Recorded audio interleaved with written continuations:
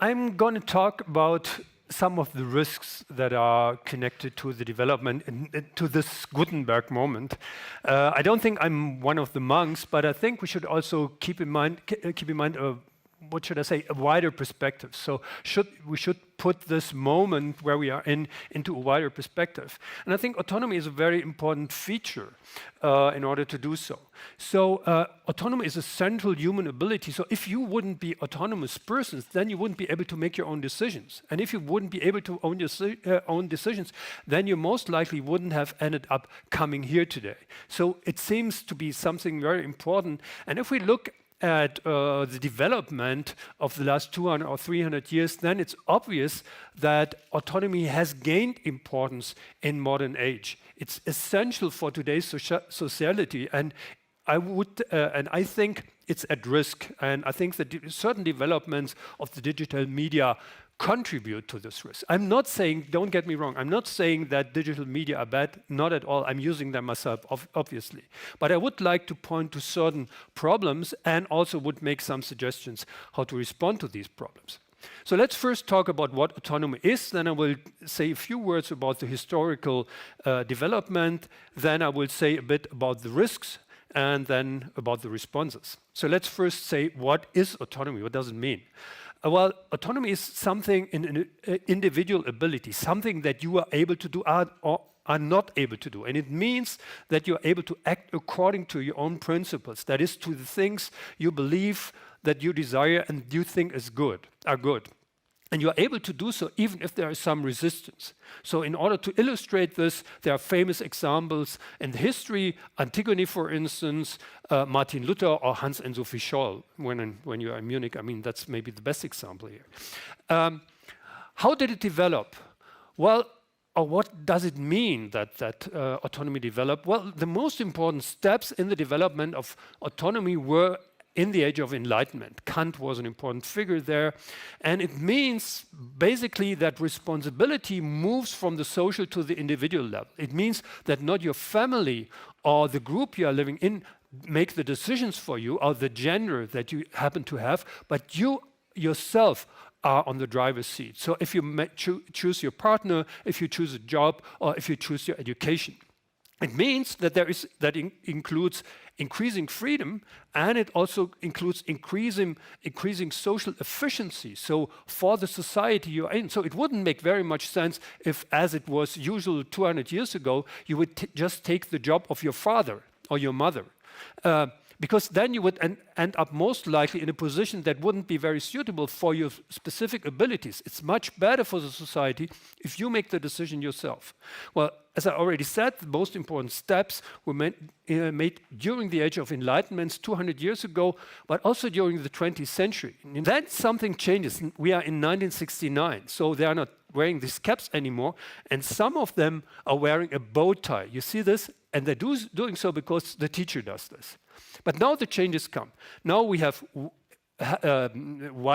not these dark suits anymore, and then the suits, there are no suits anymore, and that happens during a few years, and then the posture changes. We have female, and this happens during 5 years, has stayed completely identical over 20 years, and then you have a dramatic change in 5 years. And I'm not talking about wearing suits or not wearing suits. So that's just a symbol for a process of individualization that has started in German society a bit later than in most other Western societies, but has deeply affected gender roles, the possibility of making choices in your job and in partnership. So, and that is what I mean by increasing autonomy.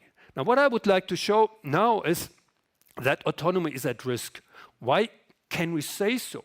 Well, if we take our normal perspectives, then we would say, well, it has developed over 200 or 300 years. So this was a long and a steady development. So autonomy seems to be something stable. But if we take a wider perspective, the perspective of mankind, and that is the perspective of mankind, not mankind entirely. I just left out the Stone Age. So it's only the history of Homo sapiens, 200,000 years. Then the period between the end of the Enlightenment and today is 0.1% of the human history. That's the development of autonomy. So it's only this small tip Yeah, and if I would have included the Stone Age, then the arrow would start something over there. So we are in an extremely unlikely situation, something that has developed very, very quickly. And that means that there is no guarantee for development or for the further existence of this specific situation, particularly this high degree of autonomy. So the risks count. And what are those risks? There are threats to autonomy coming from the developments in digital media, and I will present them in two case studies. First, feedback mechanisms in social media and monopolies of internet companies. So in order to understand what happens in the social media, a piece of social psychology is in place. So social psychologists try to understand social mechanisms, particularly after the Second World War. So many of the social psychologists in the US were Jewish, and they tried to understand that many of them came from Germany, and they tried to understand what happened in Germany and what happened in general if a group has influence or takes control over what individuals do. And what they found out is that in many cases, this influence is beyond an individual's control. So they did a lot of experiments. I would like to show you only one. You might have heard about the Milgram's experiment that goes with electric shocks that individuals do. But I'm talking about something much more simple. That's the so-called conformity experiment by Solomon Asch. And what you are expected to do, so you get a reference line, and then you have a very simple task. You just have to tell which of those comparison lines is the right one. It's this one, obviously. And under normal conditions, 99% of the responses are correct. So far, so good. Now, the experiment was a bit different. If you would have been a subject in the experiment, you would have entered a room with 5 or 7 people already sitting there, and you would think that they would be subjects like yourself. In reality, there were Confederates, that is, there were employees of the experimenter, and they were supposed to give specific answers. In some cases, they all gave the wrong answer. So they all said, well, the correct line is this one here. And in these cases, you would give the wrong answer with a probability of 40%. Almost half of the subjects gave a completely wrong answer and an obviously wrong answer. Yeah? So that shows how strong the influence of group behavior is without any pressure. And now there were studies by brain imaging, and it has turned out that the influence is not only on your judgment. So you are talking to yourself, well, all these guys give this answer. I think it's wrong, but maybe they are right. No, it has an influence on how you perceive those lines. So it's a very deep down influence that evades your control. And that's the point that I would like to make. And that's also something that follows from all the other experiments in social psychology. So the influence of a group on our behavior is in many cases beyond our control. That's the point that I would like to make. And that's even more so if there is a feedback mechanism in the group. So I mean, what the other members of the group do change your behavior. So you will give this answer. Now, your change of the behavior will have an impact on the other members of the group as well. So there is another shift in the behavior. That will change the standards of the group again, and that leads to a fundamental shift, or may lead to a fundamental shift in group behavior. So that's what we see a continuous shift of group standards, and that's something that can explain, for instance, war crimes or certain behavior in the military that we've seen in Germany, but also in other wars, that groups do things that no individual would do for themselves.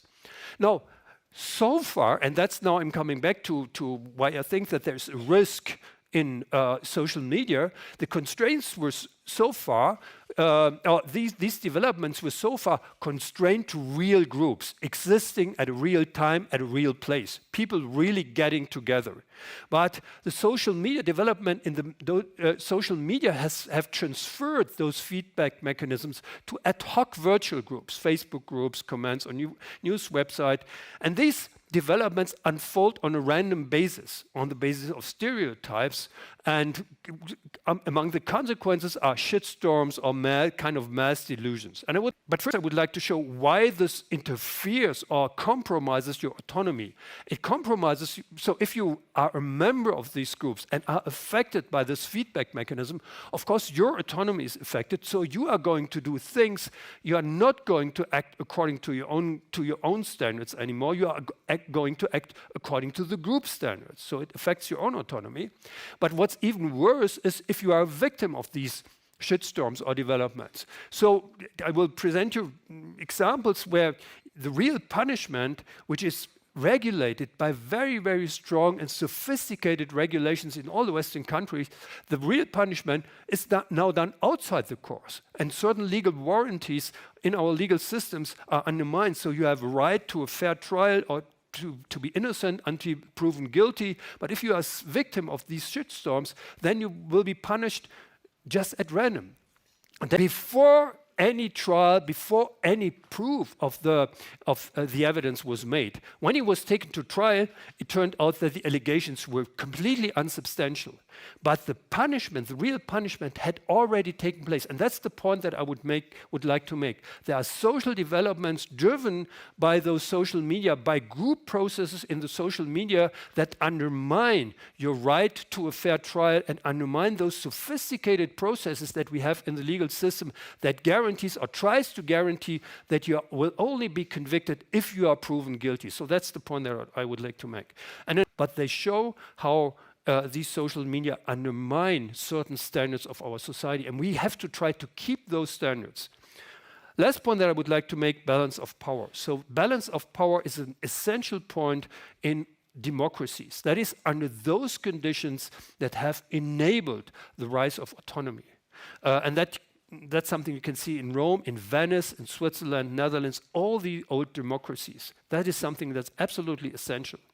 Now, the internet economies challenges this balance of powers. Monopolies grow on an accelerated and enhanced basis. So take, for instance, Toyota. It took them 70 years to get a value of $220 billion. The Bank of America, 84 years, and Procter & Gamble, 170 years.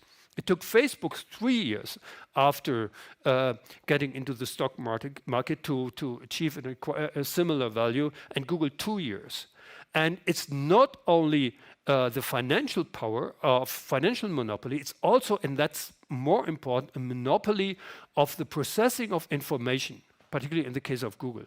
And that changes the relationship of power between a democratic state and those big companies. And that already has effects. I mean, think about the so-called systemically relevant banks in the financial crisis. Yeah, nothing, or only not very much could be done about it because there was so much power involved. And I think something similar may happen, and we have to think about it. I'm not predicting that it will happen, may happen with these big companies, and we already see a tendency in this direction.